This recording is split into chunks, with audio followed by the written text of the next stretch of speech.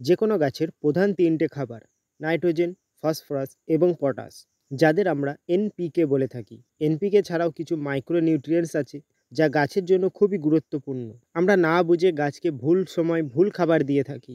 কোন সময় গাছের ঠিক কোন খাদ্য উপাদান লাগবে তা জানার জন্য আমাদের জানতে হবে কোন খাদ্য উপাদান গাছের কোন কাজে লাগে।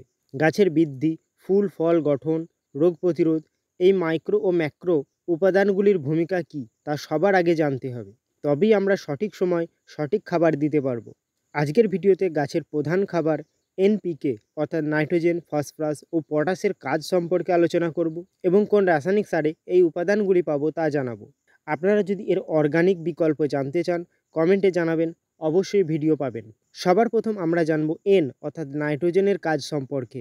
নাইট্রোজেনের উৎস হিসাবে আমরা সাধারণত যে সার ব্যবহার করে থাকি তা হলো ইউরিয়া। এতে 46% নাইট্রোজেন থাকে এবং সল্ট থাকে যা নাইট্রোজেনকে আবদ্ধ করে রাখে। নাইট্রোজেনের প্রধান কাজ গাছে ক্লোরোফিল তৈরি করে গাছকে গাঢ় সবুজ রং প্রদান করা, যাতে গাছ সালোকসংশ্লেষের মাধ্যমে আরও বেশি খাবার তৈরি করতে পারে। এতে গাছের কাণ্ড, পাতার বৃদ্ধির সাথে গাছের সার্বিক বৃদ্ধি হয়। পাতা জাতীয় সবজি এবং গাছের বৃদ্ধি দশায় সাধারণত উচ্চ নাইট্রোজেনযুক্ত সার ব্যবহার করা হয়। নেক্সট আমরা আলোচনা করব পি অর্থাৎ ফসফরাসের ব্যাপারে। ফসফরাসের উৎস হিসেবে আমরা সাধারণত যে সার ব্যবহার করে থাকি তা হলো সুপার ফসফেট, ডিএপি। ফসফরাস গাছের শিকড়ের বৃদ্ধিতে সবথেকে বেশি সাহায্য করে। ফসফরাস গাছের নতুন কোষ তৈরি করতে এবং প্রথম দিকে গাছের বৃদ্ধিতে সাহায্য করে। ফসফরাস গাছে সঠিক সময় ফুল ও ফলে আসতে সাহায্য করে। লাস্ট আমরা আলোচনা করব কে অর্থাৎ পটাশের কাজ সম্পর্কে। পটাশের উৎস হিসাবে আমরা সাধারণত যে সার ব্যবহার করে থাকি তা হলো এমওপি, মিউরিয়েটেড অফ পটাশ।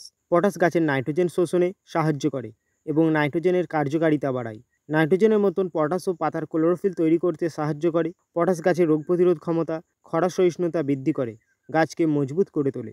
তাছাড়া পটাশ ফলের মিষ্টি ভাব বাড়ায়, বিশেষ করে আঙুর জাতীয় গাছে। এই এনপিকে ছাড়াও আরও কিছু মাইক্রো ও ম্যাক্রো নিউট্রিয়েন্টস আছে যা একটি গাছের স্বাভাবিক বৃদ্ধির জন্য দরকার। পরবর্তী ভিডিওতে তা আলোচনা করা হবে।